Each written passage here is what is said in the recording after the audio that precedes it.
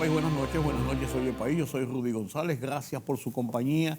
En esta hora, como hemos estado haciendo a lo largo de estos días de la celebración de las festividades de Navidad, pero del fin de año, viendo lo que ha sido este año para República Dominicana, cuál es la perspectiva para el próximo año.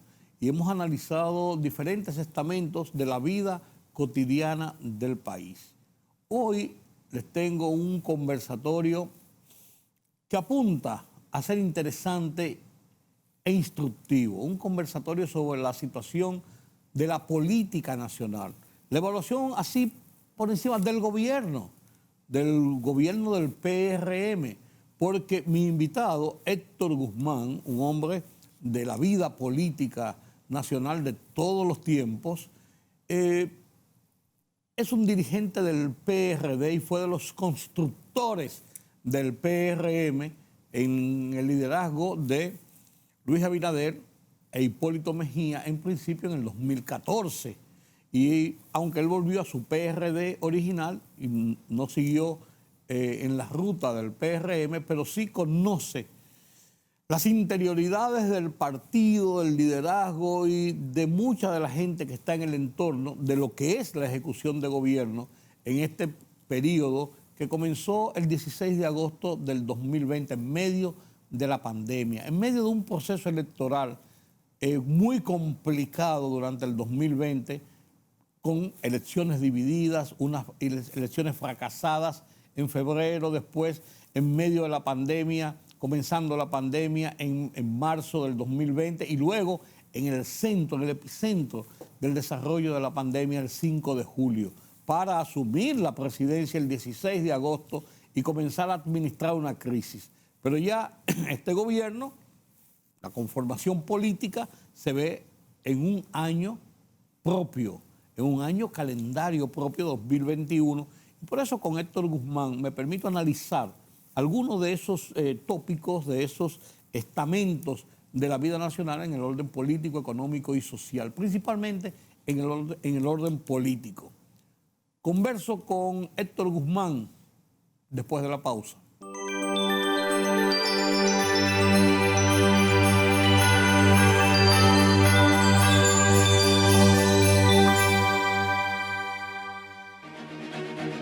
El rumbo de la tarde, plural, objetivo, democrático, la verdad siempre. Con tres verdaderos profesionales del periodismo y la comunicación, Georgie Rodríguez, Juan TH y Rudy González. Los Poderosos.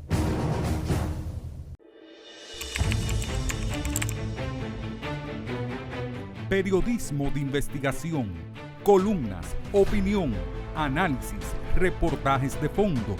Hora por hora, una completa plataforma multimedia. Periodismo con valor. Noticias horaporhora.com.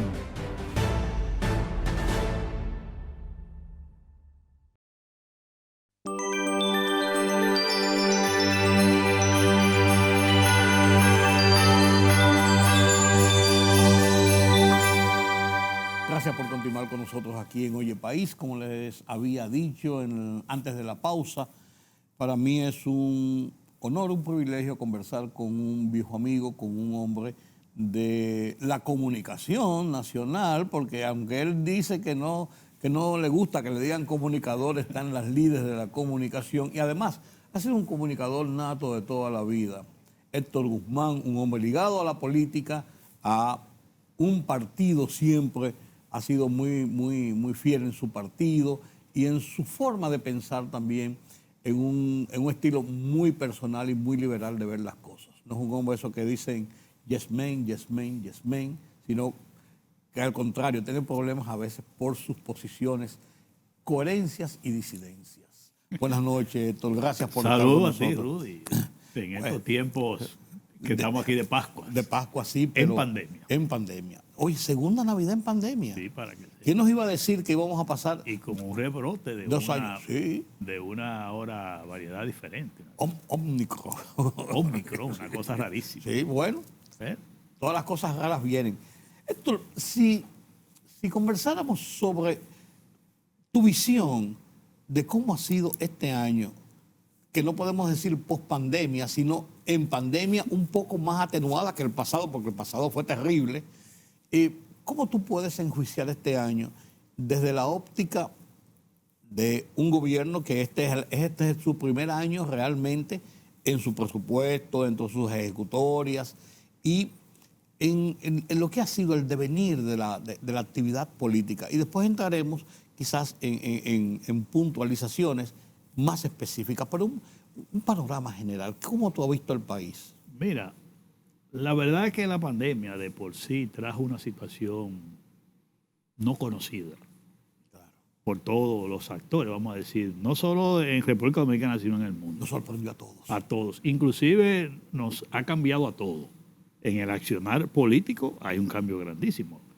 En las actividades políticas hemos tenido que usar mucho la tecnología para la actividad a distancia, poca gente, que contacto. O sea, todo eso ha cambiado, por eso se está haciendo mucho uso ahora de la parte mediática de las redes sociales para llegar políticamente a hablar. Y en la gestión de gobierno también. Lo que más me ha preocupado a mí en la gestión de gobierno es que el gobierno del presidente Luis Abinader, desde que llegó al poder, yo recuerdo que nosotros en plena campaña todos estábamos de acuerdo, había un sentir mayoritario de la población de que el gobierno que surgiera de las elecciones en ese periodo iba a ser un gobierno de crisis. Porque la pandemia... Administrar una crisis. Administrar una crisis. Entonces, lo que más me ha llamado la atención de este gobierno es que ha actuado como si estuviéramos en tiempos normales. Sí. Y no ha entendido que es una administración de crisis. Por eso, cuando tú pasas un balance, pese a que todos estamos apoyando a que el gobierno quede bien, porque la pandemia es una crisis que estamos manejando, fíjate que los actores políticos hasta cierto punto han sido condescendientes con el gobierno. No ha habido una línea opositora, no, todo lo contrario. Todo lo que sea para enfrentar la pandemia, desde todos los partidos, lo hemos estado apoyando. Sí. Eso no ha habido duda, ¿eh? Y a todas las convocatorias que el gobierno ha hecho para un diálogo, para hablar del tema de la pandemia y cómo lo va a enfrentar, todos hemos estado ahí y dispuestos a apoyar y apoyando. Entonces, es una coyuntura que ya este año 2021, de cara al 2022, eso puede ir cambiando. Porque lo que le llaman a esto como la luna de miel de un gobierno, en medio de una crisis como esta, llega un momento que ya el gobierno pinta por dónde que va. Cuando tú pasas un balance, tú oyes el gobernador del Banco Central a la gestión de gobierno que dice, la economía va muy bien, creció, todo eso está muy bonito. Todo eso está muy bonito. Pero que me digan cómo va el nivel de pobreza. Oye bien, que me lo digan. Porque uno tiene cifras, uno tiene información. La pobreza ha aumentado. Es decir, tú dices, bueno, el crecimiento va a terminar en un 10, en un 11, un 12. El crecimiento de la economía del país. Tú dirás, sí, vamos a volver a los niveles que estábamos en el 19. A eso es lo que me quiero decir, una recuperación. O sea, si tú hablas de crecimiento, tú lo que me estás hablando es una recuperación para ir al punto donde llegó la pandemia. Al punto estable, vamos a decir. Pero en ese proceso, la pobreza ha aumentado.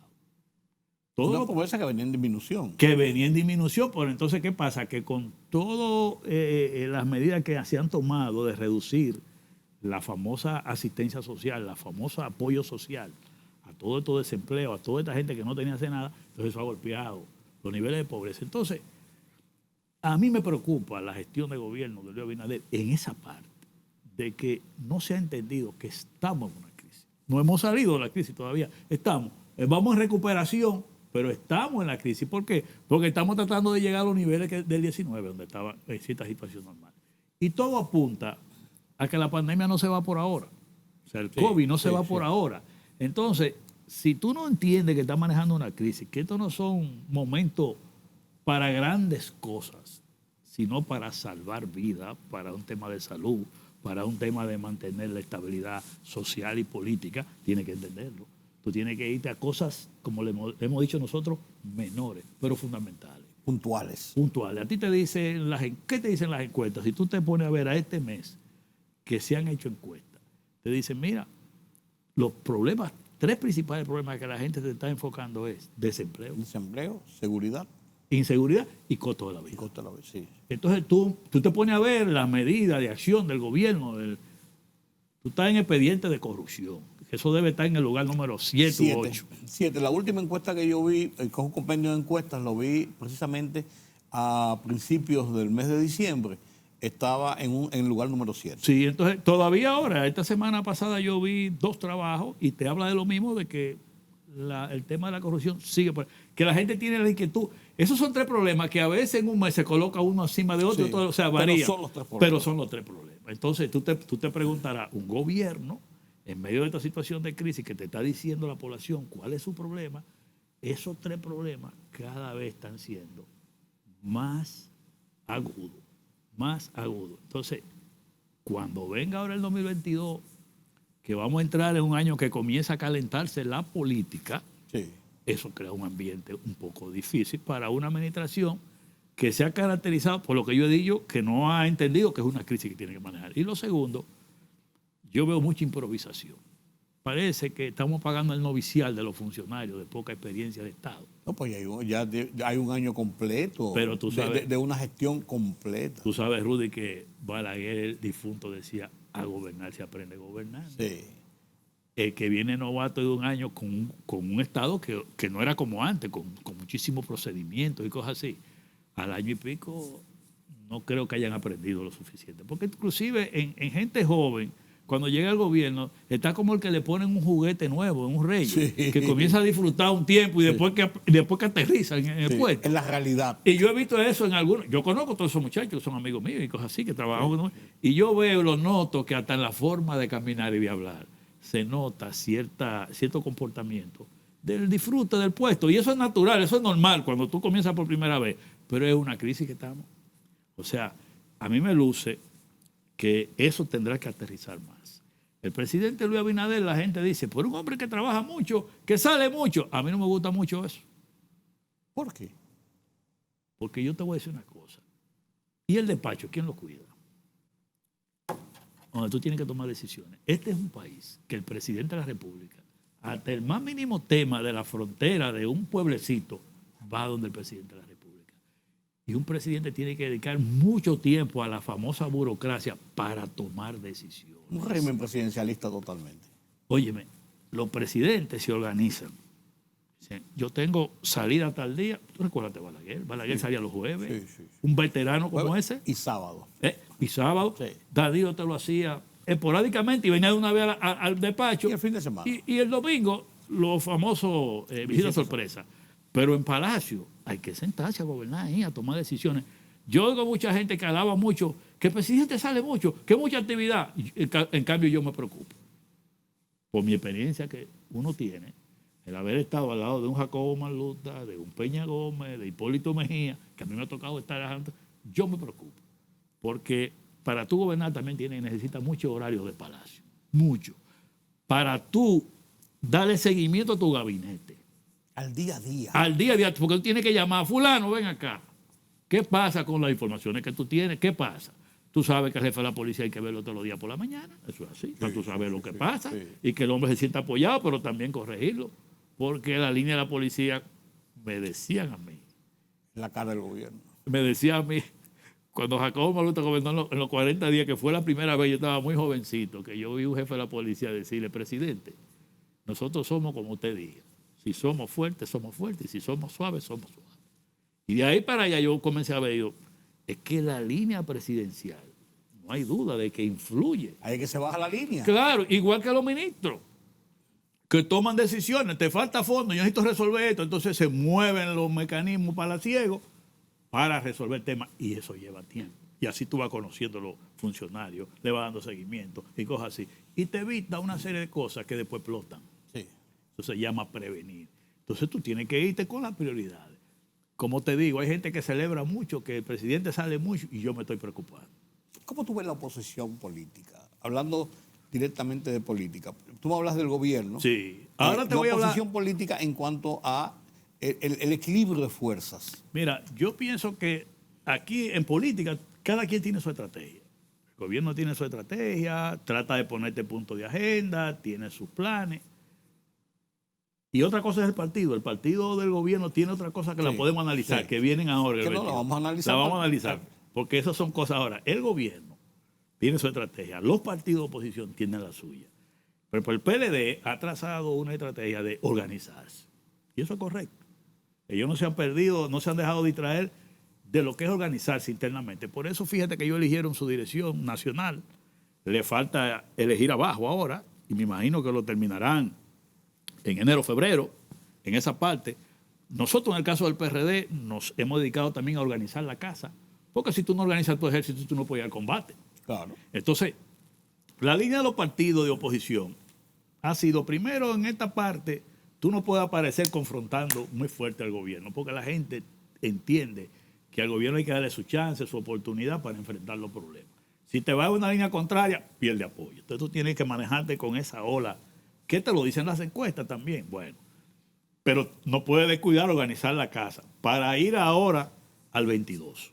Que el 22 lo podemos analizar porque cada partido tendrá su situación y tendrá su estrategia. Y va a ser un año de mucho movimiento raro. Es igual que el proceso electoral de cara al 23, que es cuando se cogen los candidatos. Se van a dar situaciones muy sui generis, por lo que yo veo que está pasando. Entonces, eso lo podemos ver en cada partido, pero la oposición, en sentido general, como yo te dije a un principio, ha sido condescendiente con este gobierno, muy condescendiente. ¿Eso es bueno o es malo? Es bueno por la crisis que tenemos, es bueno. Y lo hemos entendido todo y eso demuestra la madurez política. Fíjate cómo, pese a la situación de la justicia contra dirigentes del PLD vinculado al gobierno de Danilo Medina, en varias convocatorias de diálogo el PLD ha estado ahí y todos los partidos hemos estado ahí. O sea, se ha superado eso y se ha puesto el interés del país por encima de esa parte. ¿Tú crees que esa parte judicial ha sido selectiva y que ha sido, además de eso, politizada, esa parte judicial? Mira, en un principio, y las encuestas que han evaluado esos procesos, porque aquí se hacen encuestas también para evaluar esos procesos, en un principio la población tenía la expectativa de que era algo muy institucional. Con el tiempo ya la población ha ido cambiando de posición y ha entendido que como que ha perdido un poco de confianza en esos procesos. Parece que el tema de Odebrecht influyó en eso. Al final, lo de Odebrecht, que comenzó con 14 y después bajó a 10 y después a 6 y ha quedado así. Y todas estas acusaciones y toda esta campaña al final terminaron siendo mentira. La gente como que eso, cuando comenzó esta situación también de estos expedientes, aunque la gente está de acuerdo, como todos nosotros estamos de acuerdo en la lucha contra la corrupción, que debe ser así, pero parece que la forma como que se ha manejado va creando una sensación en la población de que puede terminar en lo mismo, con las experiencias del pasado que hay también. Yo pienso que eso, al final, de no llevarse bien, le hace más daño a la justicia que bien. Porque aquí todos estamos de acuerdo en que hay que luchar contra la corrupción. Sí. Pero tú puedes llevar la cosa bien.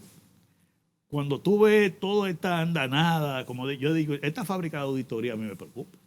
Porque los que hemos estado en el Estado sabemos lo que significa la Cámara de Cuentas para hacer auditoría, el tiempo que eso se lleva, la rigurosidad que eso lleva. Y uno ve esas cosas, pero cada quien tiene su librito, ¿eh?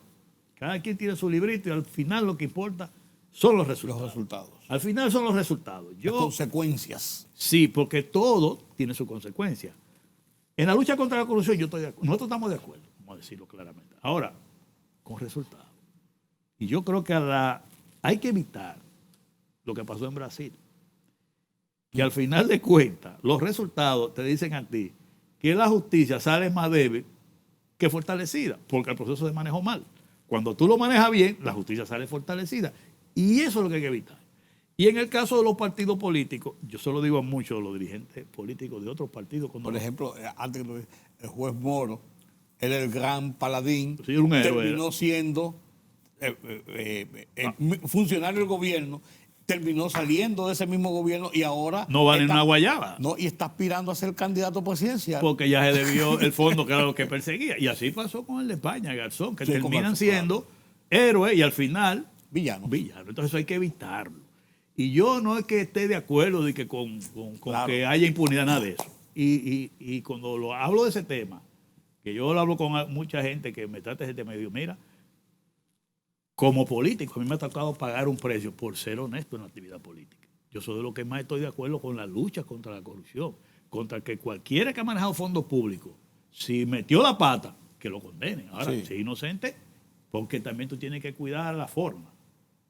Nosotros no podemos prestarnos, porque aquí hay sectores que están apostando a la destrucción del sistema de partidos, que se montan en esa ola y Correctísimo. que quieren decir que los políticos son los corruptos, pero los que están en el área privada no lo son. Ajá. Y los que están en el área social no lo son.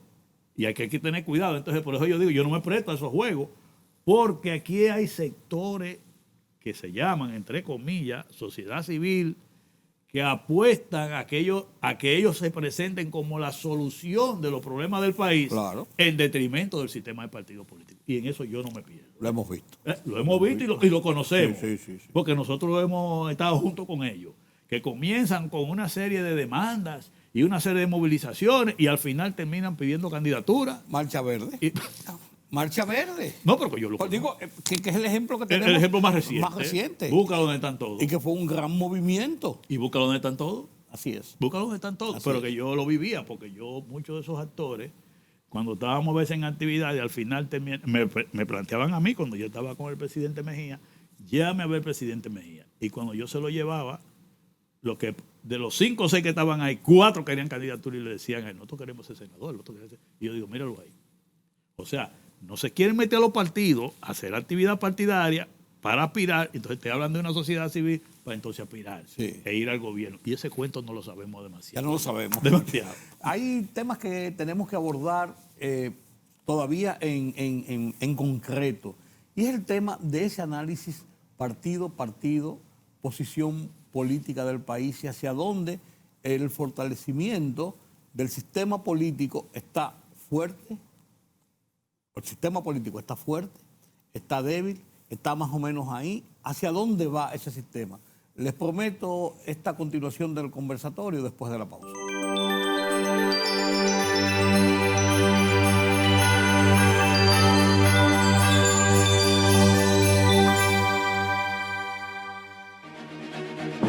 El rumbo de la tarde, plural, objetivo, democrático, la verdad siempre. Con 3 verdaderos profesionales del periodismo y la comunicación, Georgie Rodríguez, Juan TH y Rudy González. Los poderosos.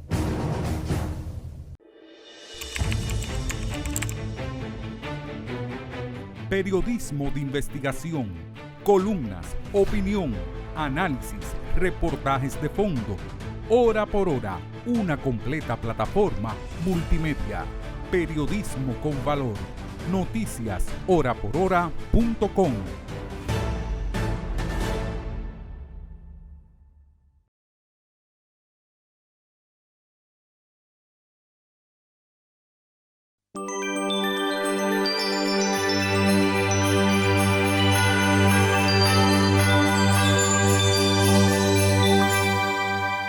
Conversamos con Héctor Guzmán, un hombre de la vida política de República Dominicana, un hombre con experiencia de Estado, un hombre que está en esta sociedad y tiene los pies sobre la tierra, con todo y ser político de parcelas establecidas políticamente en República Dominicana. Es un hombre que tiene una visión muy amplia del espectro nacional. Gracias por continuar con nosotros, Héctor. Bueno, tú planteabas un tema de partido por partido. Partido por partido, ¿qué pasa en esto? Porque si nosotros hacemos así, a ojo de buen cubero, como se dice, PRM, PLD, Fuerza del Pueblo. Entonces, pareciera como que esa es la clase política dominicana. Pero eso, el cuento no es así. Sí, exactamente. Mira, lo primero es que cada elección es una coyuntura diferente y hasta actores diferentes. Entonces, las elecciones pasadas no la podemos ver igual que la que viene en el 24. Claro, como no lo fue la del 78 ni del 86. Claro, y tú te pones a ver, en el caso de que hoy tuve una figura nueva con un partido nuevo, vamos a decir, un partido nuevo en el escenario que tú mencionas, la Fuerza del Pueblo. Sí. Eso en el 16 no se mencionaba. Sí. Y en el 20 fue que surgió eso. Ahora, lo más importante, como yo te digo que cada escenario, cada elección es un escenario diferente, es ver de cara al 24. ¿Cuál es el escenario que tenemos?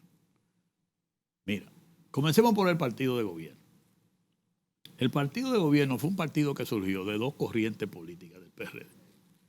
Y le está hablando a una persona que si no soy el número 1, el número 2, el número 3, que constituyó esa fuerza política. Y nosotros, cuando decidimos conformar esa fuerza política, fue con este criterio. Los seguidores de Luis Abinader y los seguidores de Hipólito Mejía formamos lo que se llamaba corriente mayoritaria en el PRD. Esa corriente mayoritaria unificada por esos dos líderes, cuando nos dimos cuenta de que no había posibilidad de entendimiento al interno del PRD para una convención, se da el paso de conformar el PRM. Y ese partido se conformó con 7 representantes de Luis Abinader y 7 de Hipólito Mejía a todos los niveles de dirigenciales, de comité de distrito, de municipio. Así fue. O sea, es una estructura que surge sobre la base de 2 corrientes políticas, no de un partido.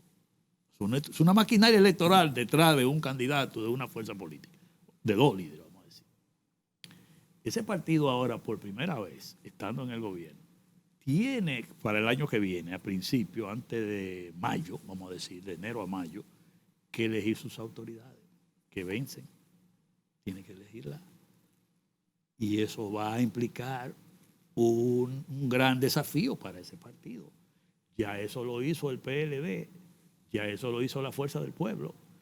En el caso de nosotros, el PRD nos toca en mayo del 23, pero a ellos les toca el 22. Esas autoridades vencen su periodo en junio del año que viene, pero debían ser el proceso de escogencia como en abril, mayo, tienen que cogerlo. Es decir, que en enero arrancan en campaña.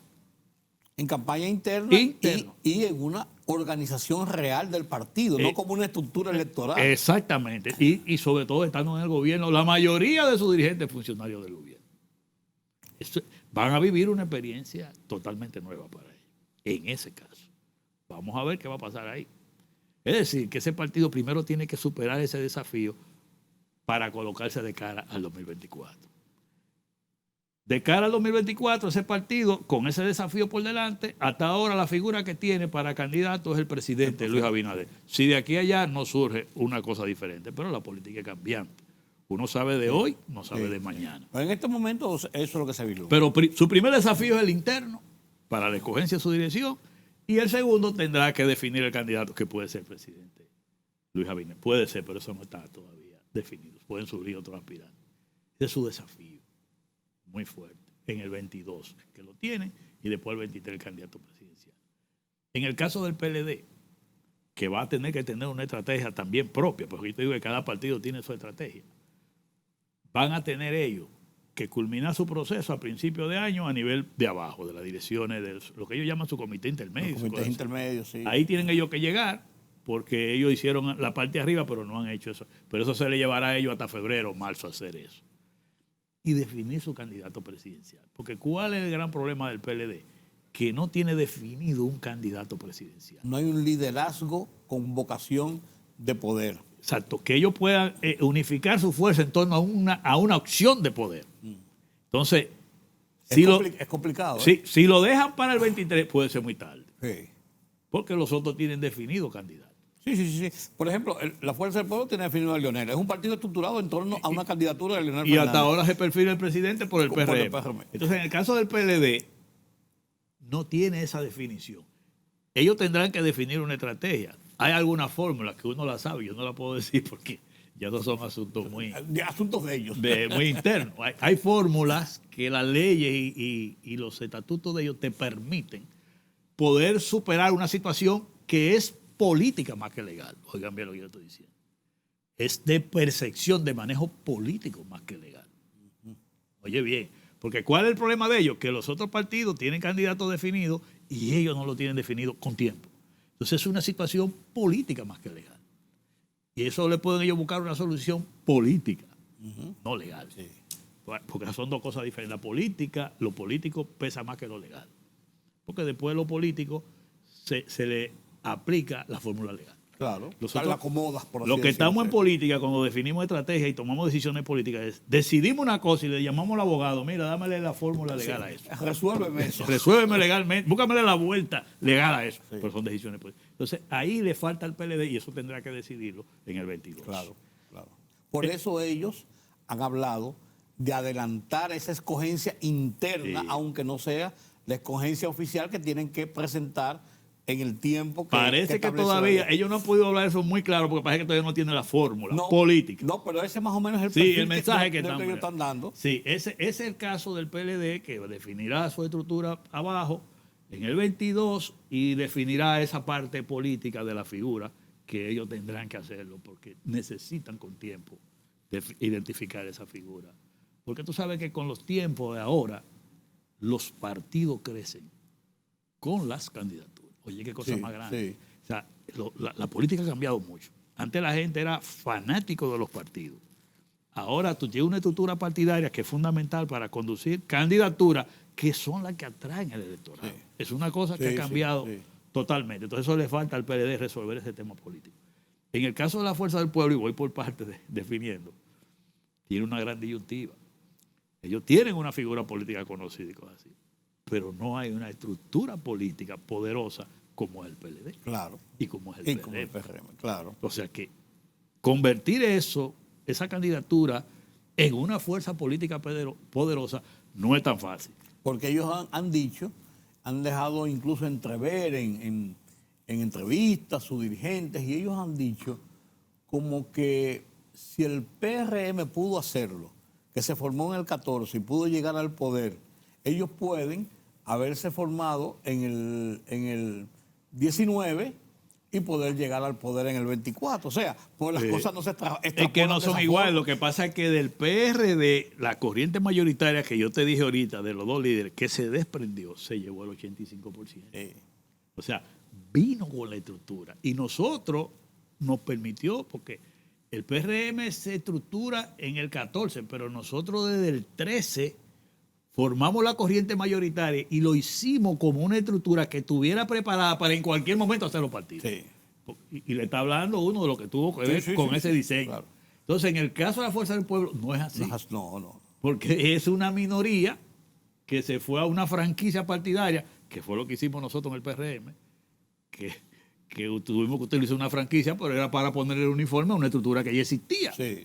O sea, que aquí están formando una estructura, allí existía y le pusimos el uniforme de PRM. Entonces, en el caso de Leonel Fernández y la Fuerza del Pueblo, es un gran desafío y no puede compararlo con el caso del PRM. No. Y ellos tendrán eso por delante, porque el 22 será vital para ellos.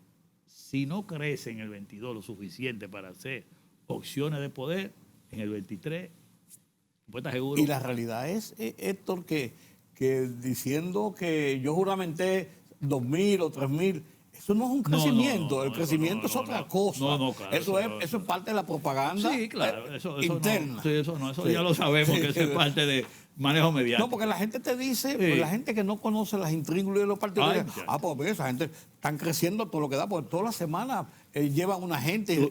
Tú nada más tienes que vivir la experiencia de tu amigo y amigo mío en los tiempos atrás, de Andrés Van der Hoek con la estructura, que ese era el que más juramentaba. Por Dios. Y al final ya tú sabes. Sí. Bueno, mira, en el caso de nosotros, del PRD, que hemos organizado la casa en lo que va a concluir el año, cerca del 90% de los organismos partidarios ya reestructurados, ese 10% lo vamos a terminar a principio de año. Nosotros hemos planteado la masificación del partido, es decir, darle una participación muy importante a jóvenes y mujeres que ven en el PRD una oportunidad por donde hacer política y hacer aspiraciones. Porque el PRD ahora mismo le abre la puerta, es un partido al que tú puedes llegar y puedes aspirar, porque no son partidos que ya están tan comprometidos en términos estructurales tan grandes como los otros partidos. Entonces esa oportunidad la estamos aprovechando para que, sobre todo jóvenes y gente que tiene aspiraciones, que abrazan causas sociales, que quieren ser alcaldes, regidores, diputados, claro, bien depurados, se le está abriendo la puerta. Nosotros el 22 lo vamos a destinar a impulsar candidaturas de ese tipo y a la masificación. Y también estamos evaluando ahí, pero ya eso dependerá del mismo Miguel Vargas Maldonado, que hay un sentimiento de la mayoría de los PRDistas que ahora mismo nos hemos reestructurado, que están planteando de que Miguel Vargas debe asumir la candidatura presidencial. Por lo que hemos hablado, que no solo basta la estructura política, sino hay que tener una opción presidencial. Claro. Porque se siguen, así como tú decías, se siguen partidos, pero también se sigue un liderazgo, se sigue un candidato. Es que siempre, cuando tú tienes un partido, el partido tiene una votación cautiva, pero son los candidatos que le agregan otra votación. Porque eso es natural. Tú tienes la votación del partido, tú la tienes. Lo que se llama el voto duro. El voto duro. Ahora te falta quien te agregue el voto por encima del partido. Entonces, en el caso del PRD, en este 2022, también tenemos planteado eso. Y lo más probable es que marzo, mayo, abril, mayo, por ahí, el ingeniero Miguel Vargas Maldonado ahí tenga que decidir, mire, usted asume o no asume la candidatura, porque tenemos que tener una figura presidenciable. Viendo ese escenario de los 4... Y así están los otros partidos, Sí. que eso están viendo a ver por dónde van las alianzas. Ahí venía. Los otros partidos se ven rezagados totalmente y uno piensa, están pensando en una alianza o en alianzas con los grandes partidos como ha ocurrido en los últimos tiempos. Por ejemplo, en la polarización de fuerzas para los procesos electorales, vienen los partidos y se adhieren, todos los partidos se adhieren a las dos grandes fuerzas que casi siempre compiten. Ahora puede haber una diversidad mayor de, Sí. de ese liderazgo. ¿Tú sabes qué pasa? Que todo va a depender de la estrategia que trace cada quien. Nosotros, por ejemplo, cuando hemos hablado de abrir a los jóvenes y a las mujeres, porque los números te dicen a ti de las encuestas, que al día de hoy hay cerca de un 44% de la población votante que no está con ningún partido. 44%, pues mucho. Por encima del 40%, sí, al día de hoy. Pero es mucho. Sí, pero recuérdate que esta última elección apenas votó menos de un 50%. Sí. Bueno, uno entendía por el tema pandemia. Sí, no, y la por división del otras cosas, PLD, y que la- muchos la- PLDistas sí. no fueron. Pero también, mira, el electorado estaba muy confundido con ese asunto de la pandemia, y esta primera vez las elecciones separadas en el mismo año. Fueron Sí, muy sí, experiencias sí, muy sí. nuevas. Ahora está escéptico, hay más de un 40, se comporta entre un 40, un 44, un 45, de gente que no tiene ahora mismo por qué partido se va. Entonces, Ya en una posición política. Exactamente. Y de Entonces, liderazgo, diferente a la de la pandemia. exactamente. Entonces, tú dirás, bueno, pero a ese mercado hay que trabajarlo. Lógico. Ahora, ¿con quién tú lo trabajas? Con jóvenes. Y por eso nosotros estamos trabajando los jóvenes. Y sobre todo tú tienes que tener candidaturas de jóvenes, porque el joven se comunica con los jóvenes. Y ahora Sí, que sí. tienen un lenguaje rarísimo. Sí. Entonces, en esa parte es donde nosotros, precisamente, ya arrancamos con muchos jóvenes en diferentes lugares, que ya le hemos dicho, mire, las aspiraciones comiencen a caminar dentro del marco de lo que establece la ley y una resolución que la Junta adoptó para que se presenten ya como que usted tiene aspiraciones. Los otros partidos también pudieran establecer estrategias en esa dirección, pero vamos a ver. Porque ahora estas elecciones, como ya no vamos a estar en unas elecciones en medio de una pandemia tan fuerte como la que tuvimos, aquí van a venir, se pueden dar alianzas de muchísimas formas. Sí. Porque recuérdate que primero van las elecciones municipales y después van la presidencial y congresional, pero las alianzas hay que hacerlas todas juntas. Sí. Y Sí. aquí- Para evitar lo que le pasó a muchos que después se No, quedaron. y además que la ley te dice que las alianzas se hacen en una fecha. Sí. Y tú tienes que definir la candidatura municipal y la candidatura presidencial y del Congreso en esa En misma esa alianza. fecha. Entonces, ¿qué quiere decir? Que el 22 será un año que comenzará a pintar a finales de allá más o menos un escenario político con posibilidad de definición. Y en el 23 habrá que concretarla desde el punto de vista legal, porque aquí, como yo te decía ahorita, se podrán tomar decisiones políticas en el 22 que perfilen candidaturas hacia el 23. Y en el 23, como es donde la ley manda a tú escoger los candidatos, ahí ya se podrán ver las alianzas y la candidatura. Y hay un tema en el medio, la discusión de la ley de partido, la ley electoral, si eso se va a variar o no se va a variar. Eso te digo. que Ese es un tema eso- delicado. Y además hay que tomarlo Con tiempo. con tiempo, tomar las decisiones con tiempo porque pueden cambiar las reglas de juego. Y si cambian las reglas de juego, cambian los procesos. Sí. Y ahí ese es un elemento que se va a convertir en el 22 en un ruido delicado. Porque si la otra vez duramos 14 años Sí. para conocer la ley de partido Y la ley- después que se conoció... Fue a la mira carrera. Y miren lo que resultó en tantas en confusiones. muchísimos problemas, porque ese es un tema para uno debatirlo con detenimiento, pero a mí me llama la atención que en el 22 comencemos a discutir esas dos leyes. Si es una modificación ligera, puede pasar fácil, rápido, pero si profundizamos, cuando viene a ver, llega el proceso del 23, que hay que coger los candidatos, y no hemos tenido la ley, la regla de juego todavía definida, porque la simple discusión te pone a ti en entredicho el proceso de escogencia de los Claro, candidatos. claro. Entonces, a veces yo le digo a algunos de los compañeros que hablamos de esto de la discusión de la ley de partido electoral, yo tengo una convicción muy clara. Los procesos políticos son dinámicos, son cambiantes. Sí. Siempre he creído en adecuar las normas a esos procesos después que tú viviste una A experiencia. esas realidades. Sí, entonces lo que funcionó, funcionó y lo que no funcionó. Ahora, ¿cuál es el problema con el caso dominicano? ¿Cuál es? que la ley de partido y la ley electoral que modificamos no se llegaron a aplicar completamente en el proceso electoral anterior, porque fue un proceso tan incidentado, tan difícil, que no se pudieron aplicar y por tanto no sabemos cuáles cosas funcionan bien y cuáles no. Fue muy atípico el proceso, por entonces, la pandemia y por muchas otras razones. Claro, entonces yo soy un agente práctico.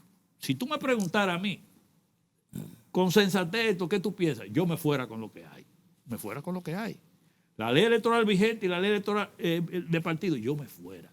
Y esta fuera la prueba de fuego de esas dos leyes. Lo que funcione bien, bien. Lo que funcione mal, lo cambiamos. Porque es que en las elecciones pasadas no lo pudimos hacer. No pudimos hacer. No. Una ley de partido es bonita, pero no la pudimos aplicar. Sí. Pero la el trauma de febrero, después las elecciones de marzo, después de suspender las de mayo para llevarlas a julio. Eso no tiene malo. En medio de la pandemia. Sí. No, y muchísimas de esas medidas que estaban ahí no se pudieron aplicar porque la Junta no tuvo ni tiempo ni personal para eso. No se pudo preparar. Entonces yo a veces digo, vamos a modificar algo que no pudimos aplicar. Tú que estás y conoces bien la interioridad de la Junta Central Electoral y has visto pasar como delegado, como dirigente político, como negociador de crisis y situaciones, como representante de candidaturas importantes, o sea, con una experiencia muy vasta. Sí. Lo que pasó en el proceso electoral, en las relaciones entre partidos y la Junta y esas desavenencias, esas como incongruencias que hubo, ¿tú crees que en este proceso, cómo tú has visto que se va perfilando esa misma situación? ¿Debe ser una Junta más fuerte, más rígida, más determinante, o puede ser una Junta más amigable y compadresca, como son las cosas en República Dominicana? ¿Cuál es tu opinión de eso? Creo que debe ser, yo creo que la Junta actual, vamos a decir, como que están conociendo el asunto, como que todavía no están como el gobierno. Como el gobierno, asentándose. No se han dado cuenta de lo que tienen encima. De lo que tienen, vamos a decir, la responsabilidad que tienen por delante. Y yo creo que, y sobre todo viendo las experiencias del último proceso, la Junta tiene que ser más enérgica. O sea, tiene que ser lo que es, un árbitro. Y el árbitro toma decisiones, te consulta, te oye y cosas así, pero toma decisiones. Sí.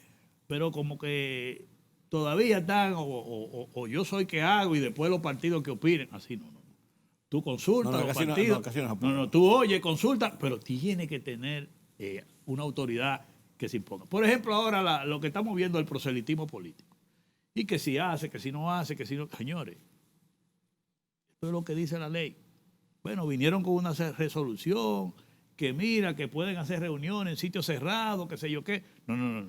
Mire, eso está establecido en la ley. Oye, yo soy categórico porque yo recuerdo las discusiones que teníamos ahí, era señores, que este país no puede estar en campaña permanente. Y eso había un tiempo para campaña y un tiempo para no campaña. Entonces, y hay que ser radical. Sí, entonces tú dices, ahora los partidos pueden hacer actividades de partido. Por ejemplo, lo que estamos haciendo nosotros ahora, ¿qué es lo que nos manda la Junta a hacer? Mire, ustedes tienen que actualizar el padrón. Perfecto. Ustedes tienen que revisar su dirección. Perfecto. En eso es que estamos nosotros. Organizando un partido. Organizando la casa, pero tú no puedes estar de que fulano es candidato. Pero ¿y eso? Pero ellos lo han permitido. Oye, para que comencemos a ver, y te lo está diciendo un político. Ahora, yo sé que en las discusiones que teníamos los partidos, ese fue el compromiso. Mira, para este tiempo es pre-campaña interna para la dirección de los partidos, para este tiempo es para la elección de los candidatos y campaña electoral. Después no hay más campaña. Eso fue lo que acordamos. Y debe ser igual para todos. Y debe ser igual para todos. Entonces, ahí ellos se dejaron como llevar de esa cosa y editaron una resolución y unas explicaciones legales. No, vamos a ponernos claros. Tú estás en la visión del 2022 optimista con el país, con el juego político, con la consolidación de la democracia. ¿Cómo tú lo ves? ¿O tienes preocupaciones? Mira, mi preocupación, la que te dije al principio, sí, en la gestión de gobierno. Me preocupa que no entendamos que es en una crisis que estamos. Y que vamos en recuperación. Pero es como cuando tú tienes un paciente que de que le hicieron la cirugía y lo llevan para la recuperación. Sí. Tú no vas a poner ese paciente a correr. No. Tienes que recuperarlo. Y que la operación fue buena, pero se murió el paciente. No, entonces, eso digo yo. O sea, estamos en recuperación. Y yo creo que eso es mejor para que tú le digas a un pueblo la verdad y lo ponga donde debe estar y en sintonía. E irte a las cosas que yo he dicho fundamentales y que son cosas menores. Tú te pones a ver aquí, mira, lo que está pasando a la gente en el tema de salud, tú que tienes contacto con mucha gente como yo, es una barbaridad, hermano. Cada vez que a una gente le dice que tiene que hacerse una prueba PCR y que tiene que buscar 4,000 pesos, eso no tiene madre, sobre todo la clase media. Sí. Que eso no tiene comparación. En esos colegios que detectan un muchacho que tiene el COVID, hay que recoger a todo el mundo y hacerle pruebas. Mira, eso es tedioso para una familia. Y costoso. Y costoso, ¿me entiendes? Eso tiene a la gente en esa situación. Todo el mundo anda en la calle buscando el chelito. Los chelitos para vivir, no de que para darse lujo, para vivir. Entonces, cuando tú entiendes esa realidad, porque puede venir un momento en que lo económico, como hemos hablado ahorita, el empleo y esos problemas del costo de la vida, te crean situaciones sociales peligrosas en el país. ¿Qué sería peor? ¿Qué sería peor? Entonces, yo lo veo desde el punto de vista de esa preocupación. Ahora, dentro del punto de vista de los partidos, la madurez de los partidos, yo lo veo bien, porque en el liderazgo político hay una actitud de que el país está primero.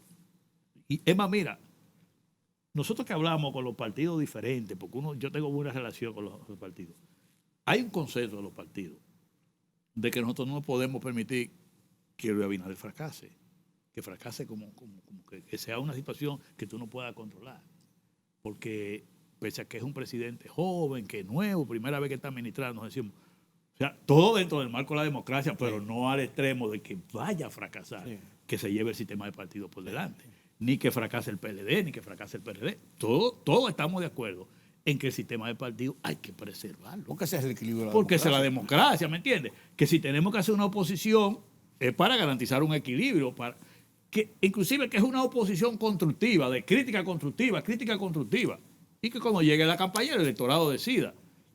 Y eso te da una garantía de que estamos claros en los partidos, de que el sistema de partidos está primero, la democracia está primero. Y nos reunimos y hablamos de diferentes candidatos o corrientes.